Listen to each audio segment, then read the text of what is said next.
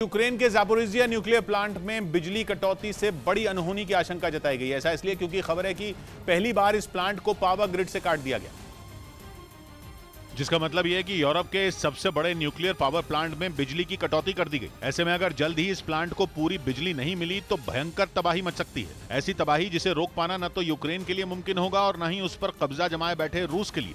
यही नहीं, यूरोप के कई देश भी इस प्लांट के असर से अपनी बर्बादी नहीं रोक पाएंगे, क्योंकि बिजली की कटौती से ज़ापोरिज़िया प्लांट के सभी परमाणु रिएक्टर के कूलिंग सिस्टम पर बड़ा असर पड़ेगा। इसके साथ ही वहां लगे इमरजेंसी डीजल जनरेटर को भी ठंडा रख पाना बेहद मुश्किल हो जाएगा। इस प्लांट को ऑपरेट कर रहे अधिकारियों के मुताबिक अगर जल्द ही बिजली की पर्याप्त सप्लाई नहीं की गई तो सभी परमाणु रिएक्टरों में गर्मी की वजह से कभी भी धमाका हो सकता है।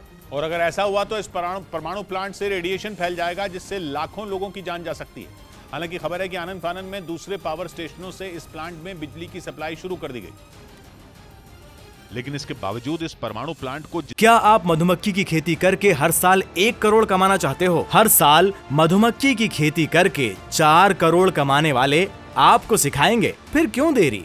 फ्रीडम ऐप को अभी डाउनलोड करें। जितनी बिजली की जरूरत है उतनी उसे नहीं मिल पा रही है। वहीं यूक्रेन के सामने दूसरी सबसे बड़ी परेशानी ये है कि अगर जल्द ही ये समस्या दूर नहीं हुई तो उसके दूसरे इलाकों में बिजली की भारी कमी हो जाएगी, क्योंकि यूक्रेन में बिजली की जितनी जरूरत है उसका 20% से ज्यादा इस प्लांट से सप्लाई किया जाता है। वैसे भी जंग की शुरुआत के बाद से ही यूक्रेन बिजली संकट से जूझ रहा है।